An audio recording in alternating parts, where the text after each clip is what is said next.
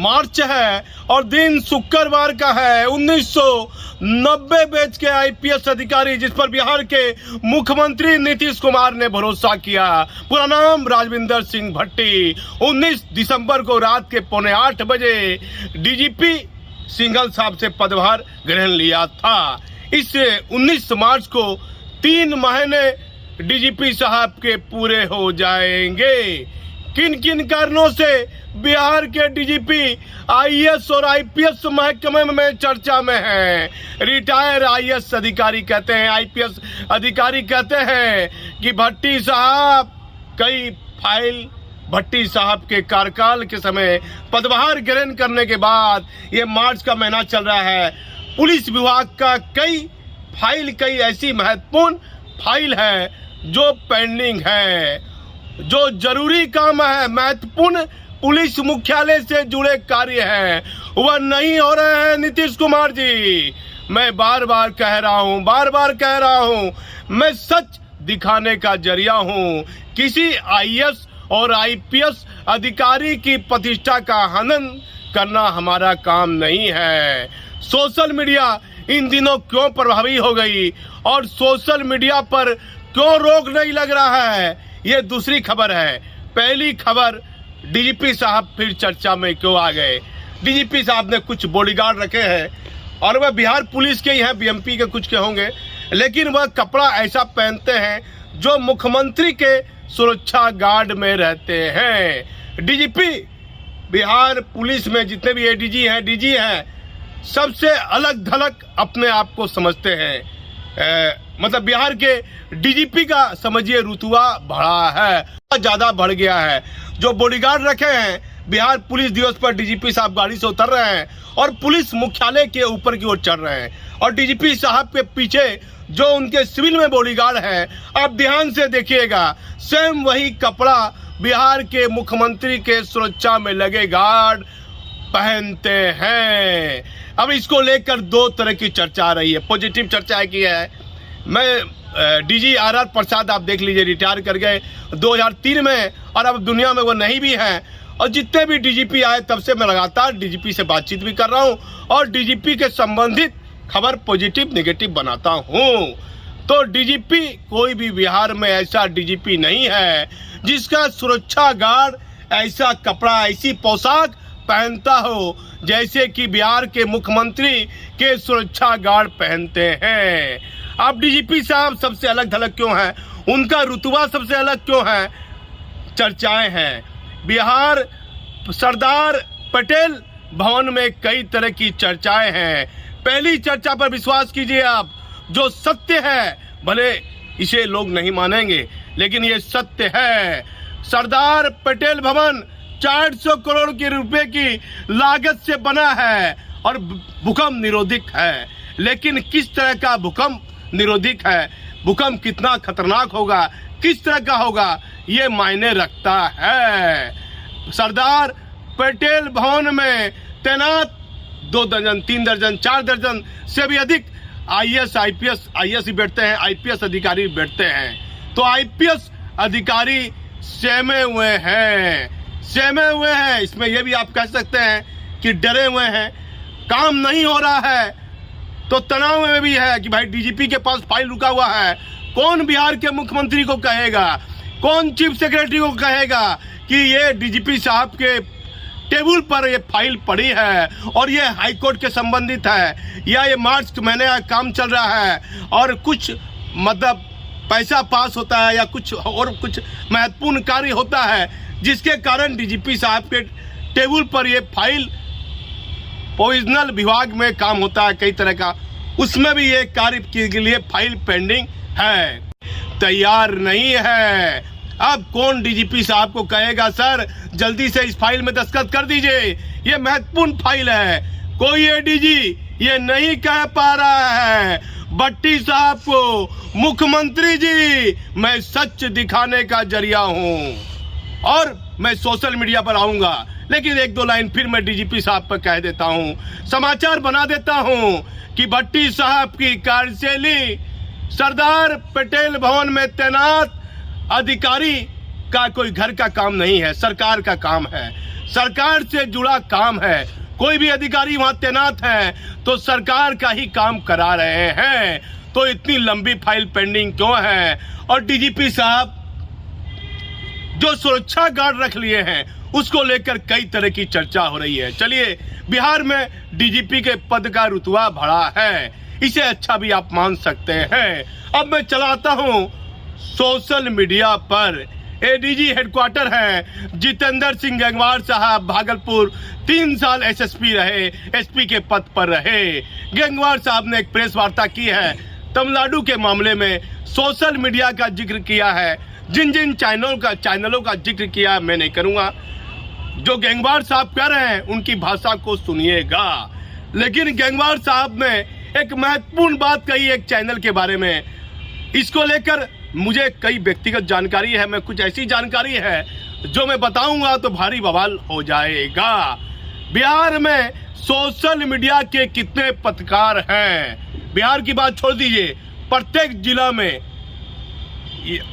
जिनके अधीन जनसंपर्क सूचना विभाग आता है, कोई आईएएस अधिकारी हैं अनुपम साहब, उनके अधीन जनसंपर्क सूचना विभाग आता है। उनको डीपीआरओ को लिस्ट भेजना चाहिए कि सोशल मीडिया के आपके यहाँ कितना रिपोर्टर है और क्या किस तरह का रजिस्ट्रेशन प्राप्त है और क्या उन पर कितने आपराधिक मुकदमे दर्ज हैं, पढ़े लिखे हैं, उनके पास किस प्रकार की डिग्री है जिससे वो पत्रकारिता कर रहे हैं सोशल मीडिया से। मैं प्रिंट मीडिया का रिपोर्टर हूँ। कोरोना काल के बाद लोगों का ध्यान अखबार से हटने लगा, प्रिंट अखबार कम होने लगा। अचानक मैं सोशल मीडिया में आता हूँ, मेरा चैनल है, राष्ट्रीय खबर हुई है, खबर नौरंगी की भी है, मेरा चैनल यूट्यूब चैनल भी चलता है। लेकिन क्या मेरे ऊपर दर्जनों आपराधिक मुकदमे दर्ज है? मैंने कभी कोई जमीन का दलालिया काम किया है? क्या मैं कभी शराब के मामले में जेल गया हूँ? क्या मैं कभी आर्म्स एक्ट के मामले में जेल गया हूँ? मैं कहूंगा बिहार के मुख्यमंत्री नीतीश कुमार को कि सोशल मीडिया में सबसे पहले आप मेरे ऊपर जांच कीजिए कि इस पत्रकार पर कितने आपराधिक मुकदमे दर्ज हैं और इसकी पारिवारिक पृष्ठभूमि क्या है। 10 साल पहले ये क्या करता था, ये कितने सालों से पत्रकारिता में जुड़ा हुआ है। मुख्यमंत्री जी, देश में बैठी बड़ी जांच एजेंसी यदि हमारे चैनल पर सच्ची बातों पर विश्वास करे तो कई ऐसे सोशल मीडिया के रिपोर्टर आ गए हैं जो डायरेक्ट जिला अधिकारी, डीएम और एसएसपी के मीटिंग में पहुंचते हैं और जिसकी वीडियो का कोई प्रसारण सोशल मीडिया पर नहीं होता है। उसकी वीडियो कहां जाती है, उस वीडियो का वो क्या करता है, उसका क्या मकसद है, ये मैं नहीं बता पाऊंगा। नहीं तो मालूम पड़ा कि मेरे ऊपर एक एफआईआर दर्ज हो जाएगी, कहेगा आपके पास क्या प्रमाण है। लेकिन सोशल मीडिया का भारी गलत प्रयोग पूरे देश में देखा जा रहा है। यदि एक छोटी सी भी मैं गलती करता हूं और मुझे कानून का डर नहीं आ रहा है तो ऐसे सोशल मीडिया वाले यूट्यूब चैनल वालों पर विशेष कार्रवाई हर राज्य सरकार को करनी चाहिए। राज्य सरकार में अफवाह फैलाने वाले, अपराधी को मदद करने वाले, किसी जमीन के धंधे में शामिल व्यक्ति, किसी पार्टी पॉलिटिक्स से इन्वॉल्व होकर पैसा लेकर एक ही खबर को बार बार लोग चला रहे हैं और बड़े बड़े अपराधी, बड़े बड़े जमीन के दलाल, बड़े बड़े केस में जो जमानत पर बाहर आए हैं वह मोटा मोटा पैसा लगा दिए हैं। फलाने जगह ऑफिस खोल लीजिए, फलाने जगह ऑफिस खोल लीजिए, आपका यूट्यूब चैनल है, हम फाइनेंस पैसा लगा रहे हैं पीछे से। और पीछे से बड़े बड़े माफिया, जांच एजेंसियां, राज्य सरकार किसी की रहे, मुख्यमंत्री नीतीश कुमार ध्यान दे या न दे, लेकिन देश में बैठी बड़ी जांच एजेंसी और भारत सरकार में प्रेस बोर्ड काउंसिल और जनसंपर्क सूचना विभाग यदि हमारा चैनल देख रहा है तो उन यूट्यूब वाले और सोशल मीडिया वाले जिस पर 1 दर्जन से भी अधिक आपराधिक मुकदमा दर्ज है, वह आसानी से आ रहा है, कॉलर ऊपर कर टेलीफोन वाला कान में लगा लिया है और डीएम और एसपी के चेंबर में बैठा हुआ है। अब कई जिला अधिकारी, कई एसएसपी ऐसे आ गए हैं कि उनको चाटुकारिता वाले पत्रकार चाहिए। वो पत्रकार है या नहीं है उससे कोई मतलब नहीं है। उनकी जय जयकार कर रहा है सोशल मीडिया। भैया एसपी आया है, ईमानदार है, बड़ी ईमानदार एसपी है, लेकिन मैं सच दिखाने का जरिया हूँ। सोशल मीडिया का प्रभाव बिहार ही नहीं देश में गलत पड़ रहा है। पूरे देश के अलग अलग राज्य में लोग मोबाइल देखते हैं, मोबाइल में अलग अलग यूट्यूब चैनल देखते हैं, जिससे लोगों की मानसिक स्थिति पर प्रभाव पड़ता है। आखिर एडीजी गंगवार साहब ने कहा कि इस पर 7 केस है। कैसे वो आदमी जिस पर 7 आपराधिक मुकदमा दर्ज है, मेरे ऊपर, मैं पुलिस पर हमला किया हूं, सरकारी काम में बाधा पहुंचाया हूं, मेरे पर 7 आपराधिक मुकदमा दर्ज है, तो वह कैसे सोशल मीडिया में काम कर रहा है? इसके लिए कोई रूल, कोई कानून जनसंपर्क सूचना विभाग ने क्यों नहीं बनाया है? ये बड़ा अपराध क्या होगा? पुलिस के बीच में आप सोशल मीडिया का पत्रकार बनकर घूम रहा है, शराब बेच रहा है, स्मैक बेच रहा है, हथियार बेच रहा है, वह क्या क्या धंधा कर रहा है, इस पर उसकी निगरानी नहीं है, क्योंकि वो सोशल मीडिया में है।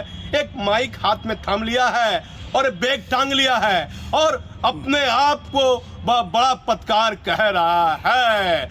और भागलपुर में अभी रोजोन के पास से 2 पत्रकारों को जेल भेजा गया।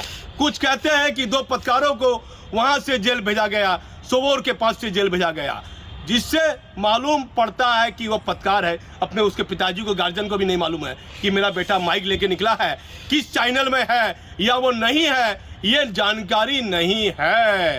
पुलिस हेडक्वार्टर को गंभीरता पूर्वक सोशल मीडिया पोर्टल न्यूज में काम कर रहे व्यक्ति के चरित्र के बारे में जानकारी प्राप्त करनी पड़ेगी। मेरा नाम दीपक नौरंगी है, मैं किस थाना क्षेत्र का रहने वाला हूं, मेरे ऊपर कुल मिलाकर कितने आपराधिक मुकदमे दर्ज हैं, ये जानना पुलिस का काम है, पुलिस का अधिकार है। मुझे तकलीफ नहीं होनी चाहिए। यदि मेरे ऊपर 1 दर्जन से भी अधिक आपराधिक मुकदमा दर्ज है तो मैं किन परिस्थिति में सोशल मीडिया में काम कर रहा हूं, एक राष्ट्रीय खबर अखबार है उसमें मैं कैसे काम कर रहा हूं, इसकी जानकारी आईएएस अधिकारी जो जनसंपर्क सूचना विभाग के हेड हैं, उसे भागलपुर के जनसंपर्क सूचना विभाग के डीपीआरओ से लेनी चाहिए कि डीपीआरओ साहब ऐसे ऐसे दीपक नौरंगी एक पत्रकार का नाम है, आप उसकी पूरी डिटेल, पूरी जानकारी मुझे दीजिए। तो सोशल मीडिया क्या नहीं कर रहा है, और ये सोशल मीडिया का जो प्रभाव पूरे देश में बढ़ रहा है, इसका ये कुप्रभाव कैसे रुकेगा? मैं रहूं या ना रहूं, ये सच है कि सोशल मीडिया विधि व्यवस्था की स्थिति प्रभावित करता है। जानता हूं कोई बड़ी घटना घट गई, आप देख लीजिए, कोई बड़ी घटना घटती है तो वहां पर नेट बंद कर दिया जाता है, वहां पर फिर नेट बंद करता है, 3-4 दिन नेट बंद रहता है, किसी का कोई मोबाइल नहीं चलता है। क्यों बंद कर दिया जाता है? क्योंकि लोग मोबाइल देखते हैं, सोशल मीडिया अधिक देखते हैं। तो सोशल मीडिया पर जो लोग यूट्यूब पर अपनी वीडियो अपलोड कर रहे हैं, यूट्यूब पर अपनी वीडियो चला रहे हैं, वैसे लोगों के चरित्र के बारे में जानकारी होनी चाहिए, उसके पीछे किसने पैसा लगाया है। कई महत्वपूर्ण खबर है कि बिहार में कई डीएम स्तर के अधिकारियों का बदला बदली होगा, कई आईएएस रैंक के अधिकारियों का तबादला होगा। अब बिहार के मुख्यमंत्री नीतीश कुमार को देखना पड़ेगा। बिहार के नए डीजीपी हो गए, अब तो पुराने हो गए, करीब 19 मार्च को 3 महीना पूरा जाएगा। भट्टी साहब, आपकी प्रतिष्ठा का हनन करना हमारा काम नहीं है। आपके बारे में अधिकारी कहता है कुछ हो या नहीं हो, भट्टी साहब ईमानदार हैं। अभी तक आपकी ईमानदारी पर हमारा चैनल सवाल नहीं उठा रहा है, लेकिन क्या फाइलें पेंडिंग है आपके कार्यकाल में, आपके कार्यालय में? वह क्या महत्वपूर्ण फाइलें हैं और किन परिस्थितियों में रविंदर कुमार जाते हैं एग्जाम के लिए? 2 बार आपसे रिक्वेस्ट करते हैं। बीएमपी 5 में होली मिलन समारोह में कई तरह की चर्चाएं पुलिस के आला अधिकारी में देखी जाती है। बिहार के मुख्यमंत्री जी, बिहार के वर्तमान डीजीपी की कैसी कार्यशैली है, और सोशल मीडिया पर लगाम लगाने के लिए जनसंपर्क सूचना विभाग के आईएएस अधिकारी को कहिए, इसका कोई रूल होगा। 50-50 केस में नामजद आदमी, जिस अपराधी है वो क्या है, जौनत पर है, वह हाथ में माइक लेकर घूम रहा है। देश में कानून एक जैसा है, चाहे वह पत्रकार रहे, सोशल मीडिया वाला रहे। ध्यान देना होगा देश में बैठी बड़ी जांच एजेंसी को। मैंने देखा 2 भाई लड़ रहे हैं, सोशल मीडिया वालों को एक भाई ने बुला लिया है, नाली का विवाद है, वह वीडियो बना रहा है, वीडियो सोशल मीडिया पर लगा दिया, फेसबुक पर लगा दिया। घर में आपसी तनाव का झगड़ा लोग गांव में जानने लगे हैं। दोनों भाइयों के बीच छोटी सी बात को लेकर विवाद हुआ, सोशल मीडिया के कारण विवाद ज्यादा बढ़ गया। कहीं पर हत्या हो जाती है, मैंने देखा लोदीपुर में एक हत्या हो जाती है, कुछ हो जाती है, बार बार लोग उस हत्या की तस्वीर को फेसबुक पर डालते हैं। इसके लिए कोई नियम क्यों नहीं बना है? तुरंत हत्या होती है, कोई सांप्रदायिक तनाव की बात आती है, उसका वीडियो बनाकर सोशल मीडिया पर डाल दिया जाता है। सोशल मीडिया पर काम करने वाला व्यक्ति का चरित्र कैसा है, वह कितने केस का आरोपी है और पहले से वह कितने सालों से सोशल मीडिया के लिए काम करता था, क्या इससे पहले जमीन का काम करता था, दुकानदारी करता था, उसकी पारिवारिक पृष्ठभूमि क्या है, इसके नियम और कानून यदि ध्यान से नहीं लागू किए जाएंगे तो आने वाले दिनों में बड़े बड़े अपराधी, बड़े बड़े मास्टरमाइंड सोशल मीडिया के मालिक बनकर पुलिस पर अपना दबाव बनाएंगे, पुलिस पर बेवजह दबाव बनाएंगे और जिससे अपराधियों और सफेदपोश माफियाओं को फायदा मिलेगा। सोशल मीडिया, यूट्यूब पोर्टल का गलत उपयोग ज्यादा हो रहा है। पहली बार एडीजी हेडक्वार्टर ने बहुत बयान दिया है और बयान में ये नहीं कहा एडीजी हेडक्वार्टर जितेंद्र कुमार ने कि जिस व्यक्ति पर 10-10, 15-15 केस है वह क्या करता है, उसकी जांच हम डीपीआरओ से कराएंगे।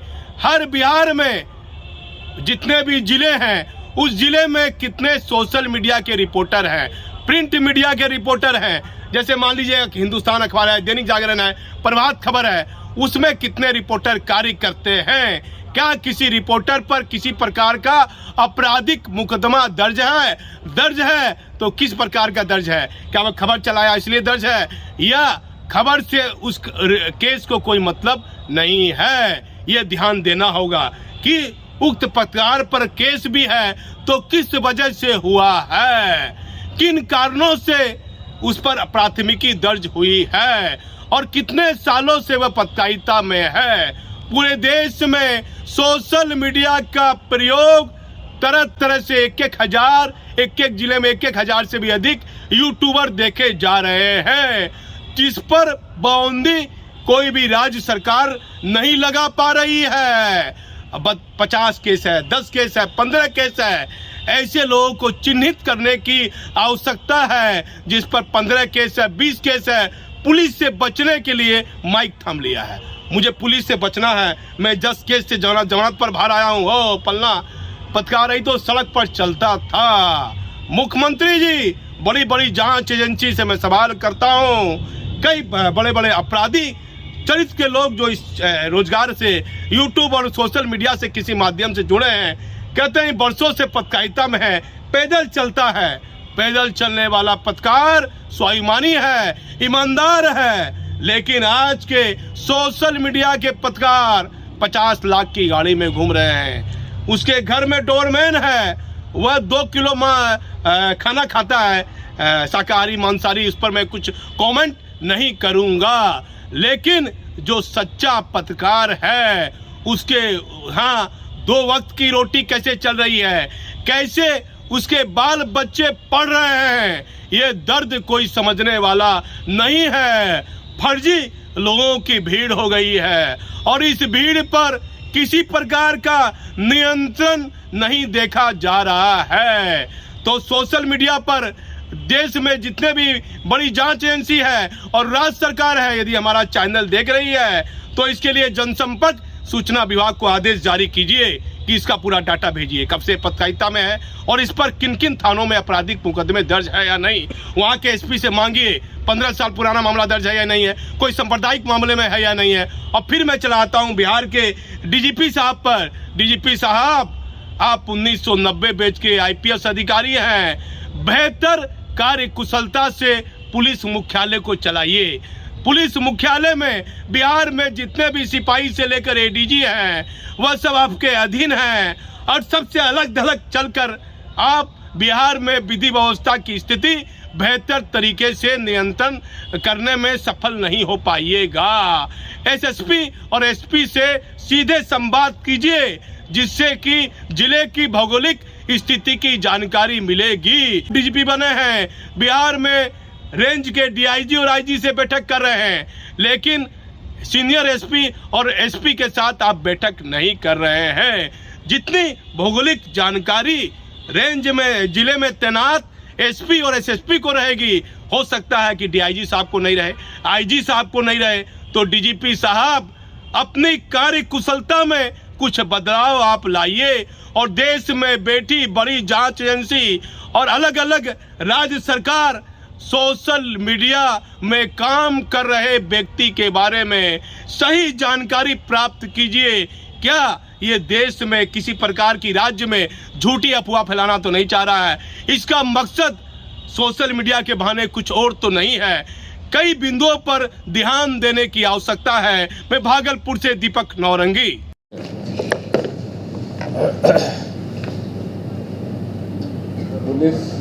पुलिस मुख्यालय की नियमित प्रेस ब्रीफिंग में आपका स्वागत है। सबसे पहले मैं तमिलनाडु राज्य में जो कतिपय घटनाओं के संबंधित में सोशल मीडिया पर प्रसारित वीडियो प्रकरण से संबंधित सभी जानकारियां अद्यतन आपको देना चाहूँगा।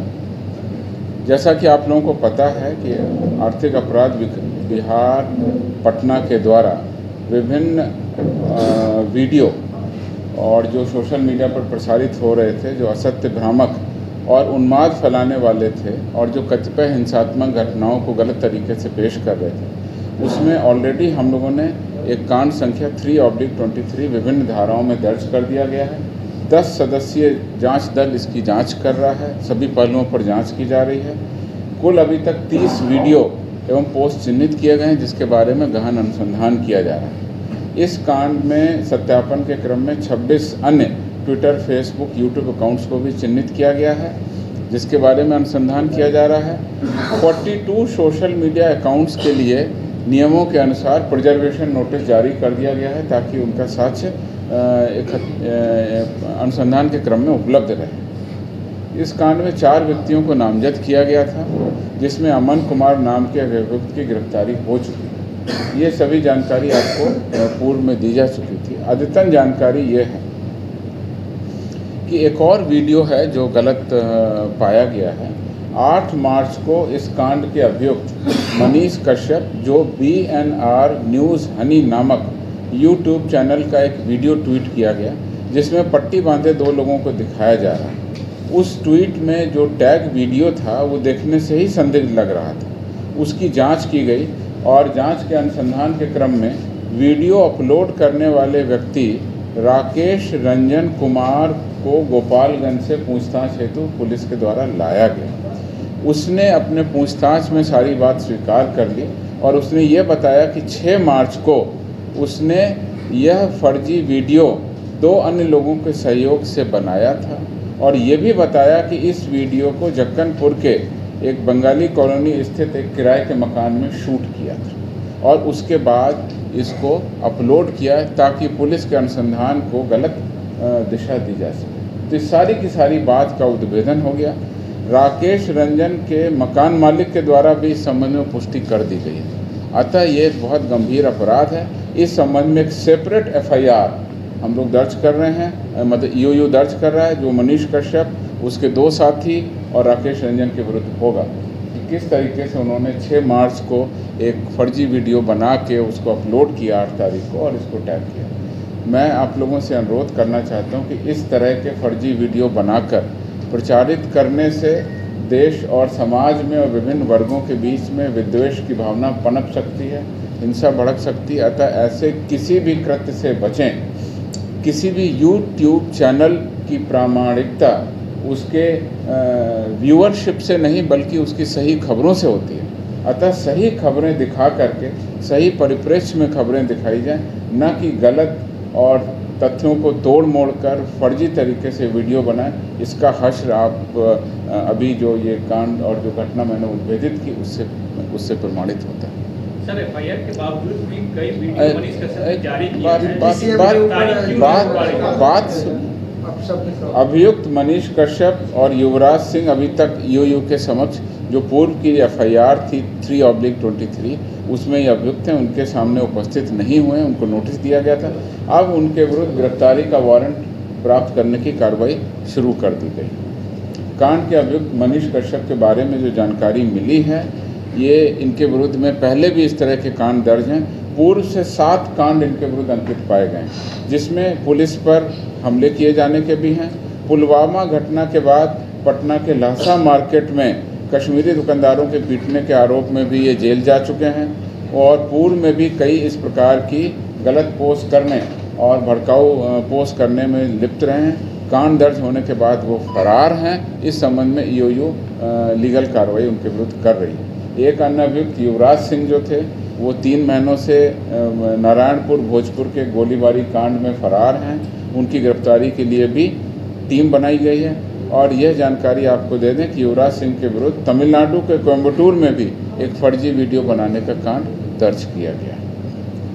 तमिलनाडु पुलिस से जो सूचना मिली है उसके अनुसार उनके यहाँ कुल 13 इस तरह के कांड अंकित कर लिए गए हैं, जिसमें फर्जी वीडियो बनाकर भ्रामक और असत्य और उन्माद फैलाने वाले वीडियो को अपलोड किया गया, प्रसारित किया गया, प्रचालित किया गया। वहाँ की टीम बिहार आकर के भी अपना अनुसंधान कर रही है और प्राप्त जानकारी के अनुसार अन्य राज्यों जैसे उत्तर प्रदेश, मध्य प्रदेश या दिल्ली वगैरह जहाँ भी उनको जाना है, वो तमिलनाडु पुलिस वहाँ जाकर के अपना अनुसंधान कर रही है। इसी क्रम में एक समाचार पत्र में खबर छपर मधुबनी के युवक की तमिलनाडु में हत्या की जांच की गई। इसमें पुलिस अधीक्षक तिरुपुर तमिलनाडु के द्वारा खंडन करते हुए इसे पारिवारिक कलह के कारण आत्महत्या बताया गया। पुलिस अधीक्षक तिरुपुर तमिलनाडु के अनुसार मृतक शंभू मुखिया, जो बिहार का रहने वाला है, मधुबनी का थाना देवथा का, वह वहाँ पर कई दिनों से कार्य कर रहा था। उसके पत्नी के आवेदन पर 5 दिन पहले ही मंगलम थाना में कांड अंकित कर कार्रवाई की जा रही है, जो कि आत्महत्या से संबंधित घटनाक्रम वहाँ पर प्रकाश में आया है। मृतक पिछले 3 महीने से वहाँ पर मछली दुकान में काम कर रहे थे। बहन की शादी रुक जाने के कारण तनाव में थे। मृतक की पत्नी ने बताया कि 5 मार्च 2023 को उनके पति स्वर्गीय शंभू मुखिया घर पर ही थे। उनके द्वारा अपने बाएं हाथ की कलाई की नस को ब्लेड से काट लिए जाने के कारण उनकी मृत्यु हो गई है। इस संबंध में पुलिस अधीक्षक मधुबनी के द्वारा भी अपने सोशल मीडिया अकाउंट से एक वीडियो जारी किया गया है। यहाँ पर उनके जो घर परिवार के लोग हैं वह तमिलनाडु जाएंगे और वहाँ की पुलिस को जो भी इस बारे में कहना है वह अपनी बात को रखेंगे। आप सभी मीडिया बंधुओं से अनुरोध है कि जब भी कोई इस तरह की बात प्रकाश में आए, कृपया अधिकृत सूत्रों से, पुलिस अधीक्षक हैं या वरीय प्राधिकार हैं, उनसे घटनाओं का सत्यापन कर लें, घटनाक्रम का सत्यापन कर लें और कुछ समय पुलिस को अवश्य दें। कई बार ये हो सकता है कि आपकी जो मांगी गई सूचना है उस पर तत्काल सूचना उपलब्ध न हो सके, तो सही तरीके से घटनाओं को सामने रखने से ही सही समाज को सही सूचना मिलेगी। न्यूज़पेपर प्रकाशन हो या सोशल मीडिया अकाउंट्स हों या जो हमारे टीवी चैनल हैं, उन सभी से अनुरोध है कि सही तथ्यों को सही तरीके से रखा जाए और इसमें अधिकृत वर्जन भी सामने रखा जाए। प्रेस काउंसिल ऑफ इंडिया की भी यही गाइडलाइन है कि जब भी आप कोई न्यूज़ देते हैं तो उसमें सभी पक्षों से बात कर खबरों को पुष्ट करते हुए ही उसको लिखें। अगर कोई तथ्य आपके रिपोर्टिंग के अनुसार पुष्ट नहीं हो रही है तो आप निश्चित रूप से लिखें कि पुलिस का ऐसा कहना है। और बगैर इस तरह के जो आजकल कुछ यूट्यूब चैनल और सोशल मीडिया में इस तरह की जो न्यूज़ चल रही है, मुझे लगता है कहीं ना कहीं सबसे पहले न्यूज़ को दिखाने की जो प्रवृत्ति है उसमें गलत न्यूज़ भी चल रही है। इससे बचें। इस पूरे प्रकरण में बिहार पुलिस लगातार निगरानी रखे हुए हैं और इसमें एक अच्छी सूचना है वो आपको बता